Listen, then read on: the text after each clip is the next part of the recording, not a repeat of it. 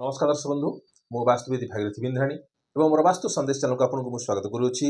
जो दर्शक बंधु मैंने मोर वास्तु संदेश चैनल देखुं लाइक शेयर और सब्सक्राइब करूँ। आज आपको सम्मुख लिखा कौन गृह कोर्ट कचेरी समस्या लड़ाई झगड़ा कहीं होता है कौन जिनस रखिले क्यों जगार ताहा मध्य भी दिग अनुसार जो रहा आपंकर पूर्व पश्चिम उत्तर दक्षिण जदि आपंकर यहाँ कौन हो गृह होता क्यों जिनस आप क्यों जगार रखिले ये सब प्रभाव देखई थाए।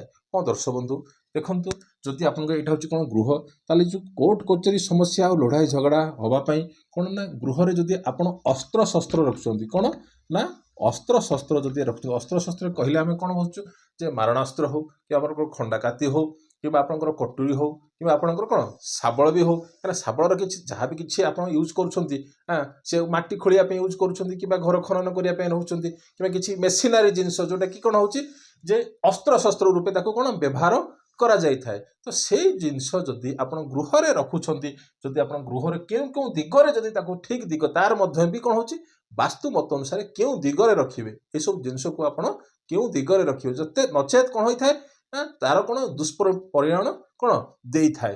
हाँ दर्शक बंधु तो कहले आप कौन अस्त्र शस्त्र कले माने कोड़ी कोदाल कटुरी टांगिया ये सब जिन को आप बुझेले जेकोसी आप खंडा काती हो सब जिन आप बुझेले। तो जदि आप गृहर ऐशान्य कोण अर्थात कौटा हूँ ना ये जो कोणटा आपंकर आसला कौन ना ऐशान्य कोण नॉर्थ ईस्ट कोण जदि ऐशान्य कोण जदि आप रखुंट यार प्रथम जानवे कौन ना ये जो ऐशान्य कोणर ग्रह स्वामी किए ना बृहस्पति किए ना बृहस्पति आउ जो अस्त्र शस्त्र ये सब कौन हो ना आपंकर कौन शनि को रिप्रेजेंट करुच्ची क्यों ग्रह को रिप्रेजेंट करुच्ची ना शनि शनि माने कौन माने लुहा जिनिस को रिप्रेजेंट करुच्ची। तो जदि आप बृहस्पति स्थान में जदि आप शनिंकर जिनिस अर्थात जो मारणास्त्र हो खंडाकाती हो टांगिया हो कोदाल हो जदि आप रखुंट ताहले कौन हो ना मानसिक स्तर रे कौन मानसिक स्तर रे व्यक्ति को कौन निराश करिथाए कौन मानसिक स्तर रे व्यक्ति को निराश करिथाए आउ ता सहित कौन मुंडर बेमारी सृष्टि करिथाए कौन मुंड को बेले बेले कौन हुए ना आघात मध्य भी दे थाए। तो छोटिया जिनिस आप देखो ये जो आप जिनस रखिले ये जगार ये सब जिन हम कि ना तो सदाबले हम बोली किसी ग्यारंटी ना किंतु कौन हो ना से समय से जो मनीष जन्मग्रहण कर दशा अंतर्दशा आसला अर्थात क्यों दशा अंतर्दशा आसो जदि आपंकर बृहस्पति शनि जदि पड़गला बृहस्पति महादशा शनि अंतर्दशा कि शनि महादशा कौन गुरु अंतर्दशा आसला से ही समय गृहकर्ता कौन यू जिन कौन देखा मिलता कि गृह में जो मैंने रोथे से सब समय जहाँ जहाँ दशा चली से समय यहाँ कौन घटित होता है जहाँफल कौन होता है लड़ाई झगड़ा होता है कि कोर्ट कचेरी समस्या आसी कि मुंडर बेमारी से समय कौन देखई थाए। जदि ताकू आम कौन करवा अग्नेय कोण रे रखिबा अग्नेय कोण कोटा यहाँ यहाँ हूँ कौन आपंकर ना साउथ ईस्ट डायरेक्शन अर्थात कौन हो ना आग्नेय कोण।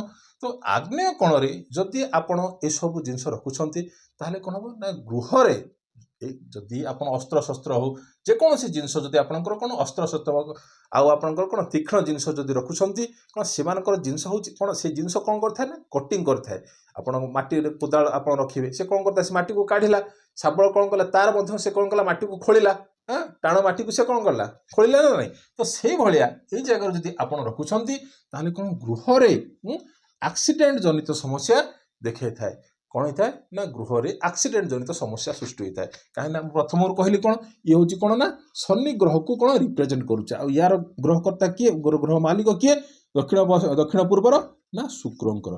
तो ये जो शुक्र महादशा कि शनि अंतर्दशा कि शनि महादशा शुक्र अंतर्दशा ये सब समस्या कौन व्यक्ति विशेष गृहर कर्ता जो मैंने रोचे से कौन देखई थाए। आ जदि अग्नि कोण ये अग्नि कोण जेकोसी पिला माने देखी केतरा घर जे अग्नि कोण कौन ना पिला मानकु दे दउछंती कौन बेडरूम करिया दउछंती जदि अग्नि कोण जदि पिला शोइबो निश्चित रूपे से पिला कौन करिवो ना गाड़ी एक्सीडेंट करिवो आउ ता सहित ये जो अग्नि कोण जो माने शुअंती ताकर कौन बीपी कौन होची ना ब्लड प्रेशर कौन है माने बढ़ी थाए कहीं भितर कौन ना आग्रेसिव मूड थाए कौन ना आग्रेसिव मूड थाए जहाँ फल से कौन गंडगोल क्षेत्र को कौन आगे धाई जाते आप लक्ष्य करेंगे जहाँ जहाँ मुझे कहूँ आपण जो पिला माने थिबे कि जो पिला माने जदि अग्निकोण रे शोउथिबे ताहले आपण निजे अनुमान करंतु जहाँ मुझे कहली सेटा घटित होउची कि नाही। ତା ସହିତ ଦକ୍ଷିଣରେ ରଖିଲେ ଯଦି ଆପଣ ଦକ୍ଷିଣ ଦିଗରେ ଯଦି ଆପଣଙ୍କର ରଖୁଛନ୍ତି ଏହା କିଛି ମାତ୍ରାରେ କ'ଣ ହେଇଥାଏ ନା ମାନ ସମ୍ମାନ ଉପରେ ଆଞ୍ଚ ଆଣିଥାଏ। କ'ଣ ମାନ ସମ୍ମାନ ଉପରେ ଏହା ମଧ୍ୟ ଆଞ୍ଚ ଆଣିଥାଏ ଯଦି ଆପଣ କ'ଣ ଅସ୍ତ୍ରଶସ୍ତ୍ର ଯଦି ଆପଣ ରଖୁଛନ୍ତି ଦକ୍ଷିଣ ଦିଗରେ ତୀକ୍ଷ୍ଣ ଜିନିଷ ଯଦି ଆପଣ ରଖୁଛନ୍ତି ତାହେଲେ ଏସବୁ ସମସ୍ୟା ଆପଣଙ୍କୁ ଆଣିଥାଏ। ଆଉ କେତେ ଲୋକ ତ ଦେଖିଛି ଡରି ଯାଉଛନ୍ତି କିମ୍ବା ଚମକି ଯାଉଛନ୍ତି ବୋଲିକି କିମ୍ବା ତାଙ୍କୁ କ'ଣ ବିଭିନ୍ନ ପ୍ରକାର କ'ଣ ସ୍ୱପ୍ନ ଆସୁଛି ବୋଲିକିରି ସେମାନେ ଦେଖିବେ ନିଜ ତକିଆ ତଳେ କ'ଣ ନା କ'ଣ କଟୁରୀ ରଖିଥିବେ ଲୁହା ଜିନିଷ କିମ୍ବା ଲୁହାର କିଛି କଣ୍ଟା ହଉ କିମ୍ବା ଯାହା ଜିନିଷ ଏସବୁ ଜିନିଷ ସେମାନେ କ'ଣ ରଖିଥାଉଛନ୍ତି। ତ ଏସବୁ ଜିନିଷକୁ ଆପଣ କ'ଣ ତାକୁ ସାଇନ୍ସ କେତେ ଡେଭଲପମେଣ୍ଟ ହେଲାଣି, ବିଜ୍ଞାନ କେତେ କ'ଣ ଆଗକୁ ଗଲାଣି, କିନ୍ତୁ ଆପଣ ଏଇ ଜିନିଷ ରଖିବେ ମୁଣ୍ଡ ତଳେ ଏଇଟା କ'ଣ ହେଉଛି ପରିଶାନୀ ଆସିଥାଏ ନା ବେଳେ ବେଳେ କ'ଣ ସଟକିରି ଉଠିବ ଲୋକଟା କ'ଣ ଆଣେ ସେ କଟୁରୀଟା କାଢ଼ିବି କି ପନିକିଟା କାଢ଼ିକି ଯାହା ବି ହଉ ତ ଏସବୁ ଜିନିଷକୁ କ'ଣ ଆପଣ କ'ଣ ପରିତ୍ୟକ୍ତ କରନ୍ତୁ। ଆଉ ଯଦି ଆପଣଙ୍କର ଏଇଟା ହେଲା କ'ଣ ଆପଣଙ୍କର ସାଉଥ ୱେଷ୍ଟ, এইটা হচ্ছে କ'ଣ ହେଉଛି ସାଉଥ ୱେଷ୍ଟ, ତା ବୋଲି କ'ଣ ଗୃହରେ କ'ଣ ଅସ୍ତ୍ରଶସ୍ତ୍ର ରଖିବାନି କି ରଖିବେ, କିନ୍ତୁ ତାର ସ୍ଥାନ ମଧ୍ୟ ଅଛି। ଆଉ ଏଇ ଜାଗାରେ ଏଇଟା ହେଉଛି କ'ଣ ଏଇଟା ହେଉଛି କ'ଣ ଦକ୍ଷିଣଟା କୋଉଟା ହେଉଛି ନା ମଙ୍ଗଳର ଦିଗ। ଯଦି ମଙ୍ଗଳ ଦିଗରେ ଶନିଙ୍କର ରଖିଲେ ପ୍ରଭାବ କ'ଣ ଅଛି ନା ବ୍ୟକ୍ତି ଜଣକ କ'ଣ କରିଥାଏ ଯାହା କହିଲି କ'ଣ ନା ଆଗ୍ରେସିଭ ଆସିଥାଏ। ଆଉ ବ୍ୟକ୍ତି ଜଣକ ମନ କ'ଣ ହେଇଥାଏ ସଡନ୍ ଯାହା ବି କିଛି କରିବାର ଅଛି ଆକ୍ସିଡେଣ୍ଟ ମୁଭମେଣ୍ଟକୁ ମାନେ ତୁରନ୍ତ ଫେସଲା କରିଦେଇଥାଏ ଅସ୍ତ୍ରଶସ୍ତ୍ରକୁ ନେଇକି। ତା ଯାହାଫଳରେ ଦକ୍ଷିଣ ଦିଗରେ କେବେ ବି ହେଲେ ବି କ'ଣ ରଖିବେ ନାହିଁ। ଆଉ ନୈଋତ୍ୟ କ'ଣ ଅର୍ଥାତ୍ କୋଉଟା ହେଉଛି ଆପଣଙ୍କର ନୈଋତ୍ୟ କ'ଣ ଏଇଟା ହେଉଛି କ'ଣ ନା ସାଉଥ ୱେଷ୍ଟ। ତ ସାଉଥ ୱେଷ୍ଟ ଦିଗରେ ଯଦି ଆପଣ ଅସ୍ତ୍ରଶସ୍ତ୍ର ରଖୁଛନ୍ତି ତାହେଲେ ଏଇଟା ହେଉଛି ପିତୃଙ୍କ ସ୍ଥାନ। କାହାର ସ୍ଥାନ ନା ପିତୃ ଲୋକଙ୍କର ସ୍ଥାନ। ତ ପିତୃ ଲୋକଙ୍କ ସ୍ଥାନ ତ ଏଇଟା ହେଉଛି କ'ଣ ରାହୁର ମଧ୍ୟ ବି ସ୍ଥାନ। ତାହେଲେ ଏଇ ଜାଗାଟା କ'ଣ ହେବ ନା ସୁଇଟେବୁଲ ଆସିବ ଅସ୍ତ୍ରଶସ୍ତ୍ର ରଖିବା ପାଇଁ। ଆପଣଙ୍କର ଯାହା ବି ହଉ କ'ଣ ଶାବଳ ହଉ କୋଡ଼ିକି ହଉ କିମ୍ବା ଆପଣଙ୍କର କ'ଣ ହେଉଛି ଟାଙ୍ଗିଆ ହଉ କଟୁରୀ ହଉ ଏଇସବୁ ଜିନିଷ କିମ୍ବା ଆପଣ ତୀକ୍ଷ୍ଣ ଜିନିଷ ଖଣ୍ଡା କାତି ଏସବୁ ଜିନିଷକୁ ଆପଣ କ'ଣ କରିବେ ନା ଦକ୍ଷିଣ ପଶ୍ଚିମ ଦିଗ ଅର୍ଥାତ୍ ନୈଋତ୍ୟ କ'ଣ ତାକୁ କ'ଣ କରିପାରିବେ ଆପଣ ପ୍ଲେସମେଣ୍ଟ କରିପାରିବେ। ଆଉ ତାପରେ ଆସିବ କ'ଣ ଆପଣଙ୍କର ଉତ୍ତର ପଶ୍ଚିମ ଦିଗ। ତ ଉତ୍ତର ପଶ୍ଚିମ ଦିଗ ଏଇଟା ଯେଉଁ ଆପଣଙ୍କର ହେଲା ଉତ୍ତର ପଶ୍ଚିମ ଦିଗ ଏଇଟା ହେଉଛି କ'ଣ ଉତ୍ତର ପଶ୍ଚିମ ଦିଗ ଅର୍ଥାତ୍ ନର୍ଥ ୱେଷ୍ଟ। ବାୟବ୍ୟ କୋଣରେ କେବେ ବି ହେଲେ ଆପଣ କ'ଣ କରିବେ ଏସବୁ ଜିନିଷ ରଖିବେନି, କାହିଁକିନା ଏଟାର ଗ୍ରହ ସ୍ୱାମୀ କିଏ ନା ଚନ୍ଦ୍ର। କିଏ ଚନ୍ଦ୍ର। ଚନ୍ଦ୍ର ହେଉଛି କ'ଣ ନା ମନକାରକ ଗ୍ରହ। ଚନ୍ଦ୍ର ସହିତ ଯେତେବେଳେ ଚନ୍ଦ୍ରଙ୍କ ଜାଗାରେ ଯଦି ଆପଣ ଶନିଙ୍କର ପ୍ଲେସମେଣ୍ଟ ଜିନିଷ ରଖୁଛନ୍ତି ତାହେଲେ କ'ଣ ହବ ନା ମାନସିକ ଅସ୍ଥିର ରହିବ। ମାନସିକ ଅସ୍ଥିର ରହିବ। ତାହା ସହିତ କ'ଣ ହବ ନା ଆପଣଙ୍କର କୋର୍ଟ କଚେରୀ ସମସ୍ୟା ମଧ୍ୟ ଏଠି ଦେଖେଇବ।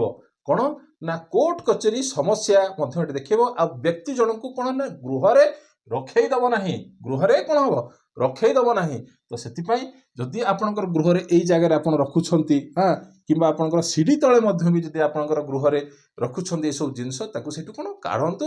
ଆଉ ନୈଋତ୍ୟ କ'ଣ ତ ଆପଣଙ୍କର ମାଷ୍ଟର ବେଡରୁମ୍ ରହିବ। ତ ମାଷ୍ଟର ବେଡରୁମ୍ରେ କେବେ ବି ହେଲେ ରଖିବେ ନାହିଁ। ମାଷ୍ଟର ବେଡରୁମ୍ରୁ ଅଲଗା ଯେଉଁ ଆପଣଙ୍କର ରୁମ୍ସ ଅଛି ମାଷ୍ଟର ଦକ୍ଷିଣ ନୈଋତ୍ୟ କୋଣରେ ଯେଉଁ ଜାଗା ପଡ଼ୁଛି ଆପଣଙ୍କର ଏଇଟା ହେଉଛି ନୈଋତ୍ୟ କୋଣ ଏଇଟା। ତ ଏଠି ଯଦି ଆପଣଙ୍କର ବେଡରୁମ୍ ରହିଲା ତାହେଲେ ଆପଣ କ'ଣ କରିବେ ଯଦି କିଛି ଜାଗା ଅଛି ଏପଟେ ତ ଏଇପଟେ ମଧ୍ୟ ଆପଣ କ'ଣ ତାକୁ ପ୍ଲେସମେଣ୍ଟ କରିପାରିବେ। ତ ଏକ୍ଜାକ୍ଟ ନୈଋତ୍ୟ କୋଣରେ ଆପଣ ମାଷ୍ଟର ବେଡରୁମ୍ ରହିଲା ତ ମାଷ୍ଟର ବେଡରୁମ୍ରେ ଆପଣ କ'ଣ ଏଇସବୁ ଜିନିଷକୁ ଅସ୍ତ୍ରଶସ୍ତ୍ର ମାରଣାସ୍ତ୍ର ଏସବୁ ଜିନିଷ କ'ଣ ରଖିବେ ନାହିଁ। କି ଆପଣଙ୍କର କହିଲି ନର୍ଥ ୱେଷ୍ଟ ଅର୍ଥାତ୍ କ'ଣ ହେଉଛି ଚନ୍ଦ୍ରଙ୍କ ସହିତ ଶନିଙ୍କର ଜିନିଷ ଚନ୍ଦ୍ରଙ୍କ ଜାଗାରେ ଶନିଙ୍କର ଜିନିଷ ରଖିଲେ କ'ଣ ନା ମାନସିକ ଅସ୍ଥିରତା ଦୁଶ୍ଚିନ୍ତାକୁ କ'ଣ ବଢ଼େଇ ଦେଇଥାଏ। ଆଉ କୋର୍ଟ କଚେରୀ ସମସ୍ୟା ମଧ୍ୟ ବି ଲାଗିଯାଇଥାଏ। ତ ସେଥିପାଇଁ କହିଲି ଦେଖନ୍ତୁ କୋର୍ଟ କଚେରୀ ସମସ୍ୟା ଆଉ ଲଢ଼ାଇ ଝଗଡ଼ା କାହିଁକି ହେଉଛି ଆଉ କେଉଁଥିପାଇଁ ହେଉଛି। ତ ସେ ସମୟ ଆସିଲେ ହବ ଯଦି ଜଣଙ୍କର ଶନି ମହାଦଶା ଚାଲିଥିବ କିମ୍ବା ଚନ୍ଦ୍ରର ଅନ୍ତର୍ଦଶା ଚାଲିଥିବ ତାହେଲେ ଏଇ ସମୟରେ ଆସିଗଲା। ଯଦି ବାୟବ କୋଣରେ ତାଙ୍କର ଅସ୍ତ୍ରଶସ୍ତ୍ର ରଖୁଛନ୍ତି କିମ୍ବା ଚନ୍ଦ୍ରଙ୍କ ମହାଦଶାରେ ଶନିଙ୍କର ଅନ୍ତର୍ଦଶା ଆସିଲା ଏଇସବୁ ଜିନିଷ ନିଶ୍ଚିତ ରୂପେ ଘଟୁଥିବ। ତ ସଦାବେଳେ ଘଟିବ ବୋଲି କି ସେମିତି କିଛି ମାନେ ନାହିଁ କି ଗ୍ୟାରେଣ୍ଟି ନାହିଁ। ଏଇ ସମୟ ଆସିଲେ ହିଁ ଘଟିବ। ତ ଏଇ ତ ଥିଲା ଆଜିର ଛୋଟିଆ ଟପିକ୍ କୋର୍ଟ କଚେରୀ ସମସ୍ୟା ଲଢ଼ାଇ ଝଗଡ଼ା ହେବାର କାରଣ କ'ଣ। ରହିଲି, ନମସ୍କାର।